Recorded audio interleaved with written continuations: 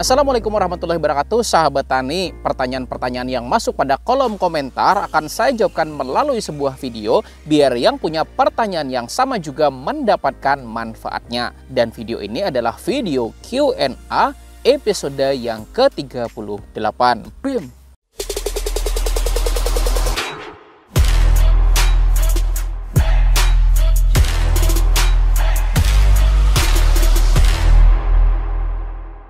Dan langsung saja kita jawabkan pertanyaan yang pertama dari akun Taruna 2. Kenapa di masa generatif masih pakai Ultradap? Nah, jadi buat teman-teman yang belum tahu, beliau itu ya sahabat tani, tonton video tentang pupuk semprot tanaman padi dari awal sampai dengan panen. Dan di situ saya menyarankan pupuk Ultradap itu masih kita pakai pada masa generatif. Dan alasannya adalah misal kita membeli Ultradap sebanyak 1 kg. Dan kalau aplikasinya bareng dengan asam amino maka kebutuhannya cuma sekitar 3-4 sendok makan aja per tangkinya. Nah, terkadang bagi teman-teman yang punya lahannya tuh nggak terlalu luas, yang sekali nyemprot cuma butuh beberapa tangki aja, maka Ultradapnya masih bakalan nyisa sampai dengan masa generatif. Dan bayangkan lagi kalau misalnya kita ganti penggunaannya pakai pupuk NPK foliar, misalnya NPK Profit Maxi atau pakai Gandasil P, maka otomatis Ultradapnya jadi nggak kepake, ya nggak sahabat tani. Dan kalau Anda masih punya tanaman lain dan masih bisa dilarikan ke sana, maka nggak jadi masalah, ya nggak sahabat tani. Maka supaya itu habis dalam masa budidaya padi dari awal sampai dengan panen, maka buat mendapatkan grade fertilizer yang rendah nitrogen, tinggi fosfat dan juga tinggi akan kaliumnya, maka kita harus mengkombinasikan Ultradapnya dengan pupuk namanya adalah KNO3 atau kalium nitrat. Sehingga dengan kombinasi antara Ultradap yang rendah akan nitrogen dan juga tinggi akan fosfatnya, dan juga KNO3 putih yang rendah akan nitrogen dan tinggi unsur kaliumnya, maka pasti bakalan didapat porsi NPK yang pas buat aplikasi masa generatif buat tanaman padi. Maka buat Anda yang belum tonton video detailnya, silahkan langsung aja ya sahabat tani, tonton langsung pada video yang ini, oke? Nah, kita lanjut pada pertanyaan yang kedua dari Bapak Rumaidi. Mau nanya Pak, Irak untuk fungisida ada tidak? Nah, maka jawabannya tidak ada ya sahabat tani, karena adanya cuman FRAC. Nah, Irak singkatan dari Insecticide Resistant Action Committee, sementara FRAC itu singkatan dari Fungicide Resistant Action Committee, di mana keduanya ini tuh ada buat mencegah terjadinya resistensi atau kekebalan pada organisme pengganggu tanaman. Dan salah satu caranya yaitu dengan menggolongkan suatu pestisida, baik itu insektisida maupun fungisida, berdasarkan pengkodaannya, di mana ada yang berkode 1, ada yang 2, ada 3, dan seterusnya ya sahabat tani. Dan kode ini juga kita gunakan sebagai patokan kita dalam melakukan pencampuran pestisida dalam sekali aplikasi. Dan untuk penjelasan detailnya cara mencampur pestisida sesuai dengan rekomendasinya, maka silakan ya sahabat tani Anda langsung aja tonton pada video yang ini. Nah, kita lanjutkan videonya dengan pertanyaan yang ketiga dari akun Septiasani. Tanya Pak, kalau trip bisa nggak bahan aktif abamectin dikocor Pak?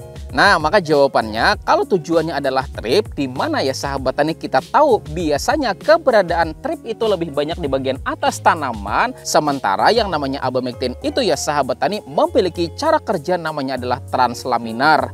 Maka jawabannya sebaiknya tidak untuk dikocorkan.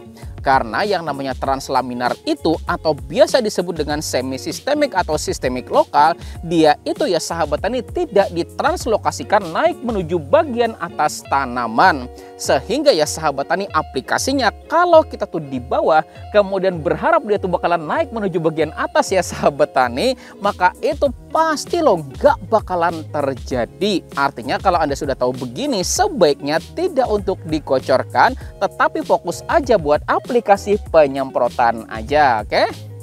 Nah, sekarang kita lanjut pada pertanyaan yang nomor 4 dari akun Hana Zazen. Pak, kenapa arang sekam kalau digunakan untuk media semai benih tidak mau tumbuh? Kalaupun tumbuh, benih akan kuning tidak subur.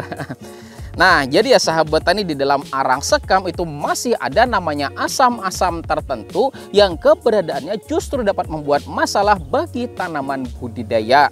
Makanya itu tuh mesti dilakukan pembuangan ya sahabat tani dengan cara perendaman, namanya adalah larutan kapur. Istilahnya tuh adalah dilakukan proses aktivasi ya sahabat tani. Dan kalau proses aktivasi tersebut selesai, maka arang sekam tersebut sudah bisa digunakan sebagai media persamaian pada tanaman. Dan untuk penjelasan detail bagaimana cara kita membuat media tanam persemaiannya, silakanlah ya sahabat tani lengkap juga dengan bahan apa aja yang kita tambahkan juga buat memperkaya kandungan nutrisi di dalam media persemaiannya. Maka silakan ya sahabat tani tonton lengkap langsung aja pada video yang ini, oke? Nah, selanjutnya kita lanjut pada pertanyaan yang nomor 5 dari akun Hamid Lospai.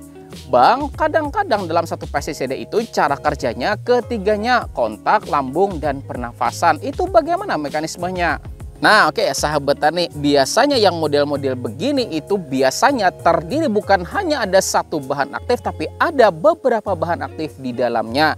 Yang satu ya sahabat tani misalnya punya cara kerja kontak lambung, dan yang satunya punya cara kerja namanya adalah racun pernafasan.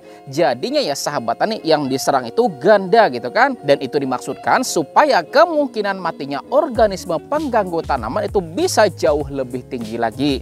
Dan kembali lagi ya sahabat tani, semua kombinasi ini berpatokan pada kode cara kerja berdasarkan tabel IRAK atau FRAK ya sahabat tani, yang tadi sudah kita jelaskan pada pertanyaan nomor 2 ya kan.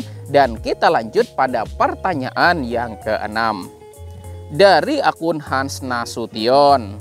Pak, tolong tanggapi persoalan paracetamol untuk tanaman. Karena masih jadi perdebatan di kalangan petani. Ada yang sudah mencoba memang bagus, tapi masih belum yakin kalau belum Bapak yang membahasnya. Terima kasih Pak, semoga dikabulkan. Baik ya sahabat tani, tapi sebelum kita bahas ke sana, saya mau bahas dulu suatu fungisida namanya adalah Bion M. Nah, di dalam Bion M ya sahabat tani ada suatu bahan aktif namanya adalah asibenzolar S-metil yang kandungannya itu sangat-sangat kecil ya sahabat tani, cuman 1% aja gitu kan. Dan kalau fungisida tersebut beratnya adalah 500 gram, artinya kandungan bahan aktif asibenzolar S-metilnya itu cuman sebesar 5 gram aja loh ya sahabat tani, kecil banget loh ya kan. Tapi inilah ya sahabat tani yang bikin fungisida ini tuh harganya jadi mahal luar biasa. Dan tahukah Anda asibenzolar S-metil itu bekerja dengan cara mengaktifkan namanya SAR atau Systemic Acquired Resistance yang menginduksi ketahanan sistemik pada tanaman sehingga tanaman menjadi lebih siap buat melawan patogen penyebab penyakit.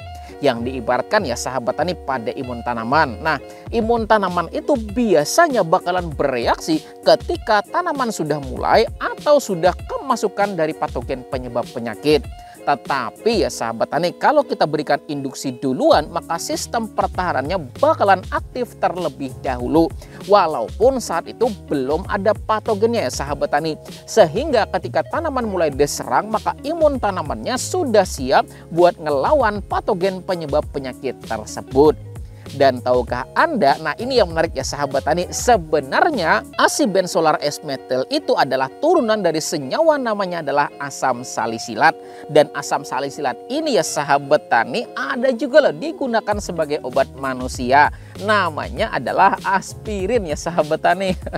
Artinya siapa tahu nih Anda punya aspirin gitu kan yang memang nggak kepake, bisa aja dicoba buat manfaatkan buat diaplikasikan pada tanaman. Nah pertanyaannya, kenapa asibenzolar S-metil yang merupakan turunan dari asam salisilat ini bisa dipakai sebagai produk pertanian ya enggak? Nah jawabannya ya sahabat tani, karena ada yang sudah meneliti. Lalu terkait dengan paracetamol yang dipakai buat pertanian dan katanya bagus gitu kan, tapi kenapa belum ada rekomendasinya? Karena memang ya sahabat tani sampai saat ini belum ada yang melakukan penelitian ke arah sananya secara resminya juga. Maka mudah-mudahan ke depannya ada loh yang kepikiran buat melakukan penelitian ke arah sini sehingga bisa diuji berdasarkan studi ilmiahnya langsung. Dan terkait juga ya sahabat tani bahan alternatif buat budidaya tanaman, sama juga loh ya sahabat tani, saya loh merekomendasikan semen putih buat pengganti pupuk kalsium. Dan pastinya bakalan ada yang ngatawain kita yang nggak sahabat tani, masa pakai semen buat tanaman gitu kan ya nggak. Dan bahkan bisa jadi loh ada yang bilang tolol, dungu dan sebagainya karena saya merekomendasikan semen buat tanaman ya nggak. Ya balik lagi ya sahabat tani, di sini di tingkat lapangan dan saya juga merasakan gitu kan, kalau misalnya ya sahabat tani kita selalu aja melakukan pembelian dengan harga mahal, belum apa-apa kita udah keluar duit ya nggak sahabat tani. Sementara saya tuh kepengen banget kita tuh yang pertama ya sahabat tani budidayanya jadi jauh lebih baik lagi ya enggak. Dan yang kedua biaya juga bisa kita lebih tekan lagi.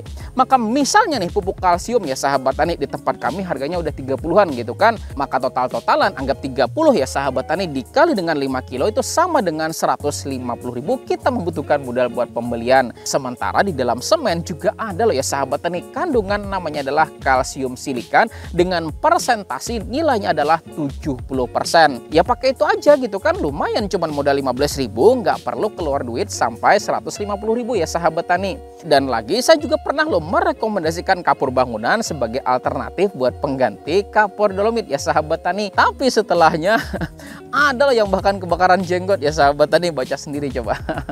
Ya karena kita punya tanaman, maka kita juga mesti cari cara bagaimana agar biaya produksi bisa lebih ditekan lagi tanpa perlu menurunkan kualitas dari hasil produksi tanaman. Maka balik lagi ya sahabat tani seputar pertanyaan paracetamol tadi. Nah, jika memang efeknya bagus ya sahabat tani buat tanaman, maka silakan aja dipakai gitu kan. Tapi buat Anda yang memang belum yakin dan kepengen melakukan percobaan, maka ikuti prinsip saya ya sahabat tani dalam mencoba sesuatu gitu kan. Nama prinsipnya adalah TOTE atau singkatan dari Test, Operate, Test dan juga Exit.